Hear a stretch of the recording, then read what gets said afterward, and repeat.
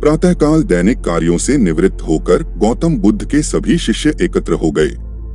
गौतम बुद्ध ने संदेश देना आरंभ किया। बोले, आज मैं तुम्हें ऐसे व्यक्ति की कथा सुनाता हूँ जिसके पास सब कुछ होते हुए भी वह दुखी था। गौतम बुद्ध ने कहना आरंभ किया। किसी नगर में एक सेठ रहता था। उसके पास लाखों की संपत्ति थी, बहुत बड़ी हवेली थी, नौकर चाकर थे। फिर भी सेठ के मन को शांति नहीं थी। एक दिन किसी ने उसे बताया कि अमुक नगर में एक साधु रहता है।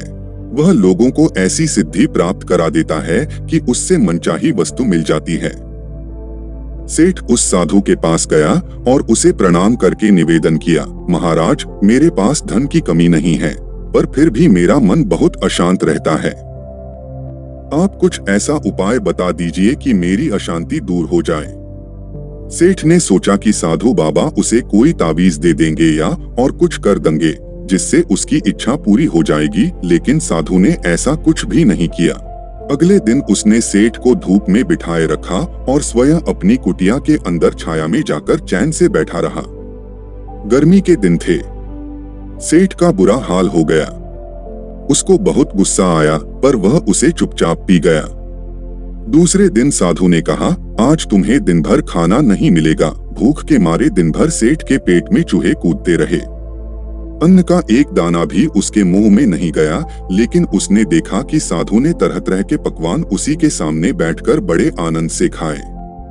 सेठ सारी रात परेशान रहा। उसे एक क्षण को भी नींद नहीं आई। वह सोचता रहा कि साधु तो बड़ा स्वार्थी है।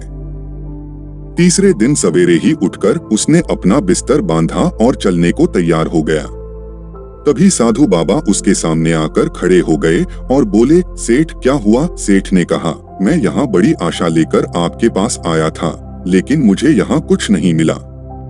उल्टे ऐसी मुसीबतें उठानी पड़ी जो मैंने जीवन में कभी नहीं उठाई। मैं जा रहा हूँ। साधु हंसकर बोला, मैंने तुम्हें इतना कुछ दिया, पर तूने कुछ भी नहीं लिया। सेठ ने विस्मय भाव से साधु की ओर देखा और बोला, आपने तो मुझे कुछ भी नहीं दिया।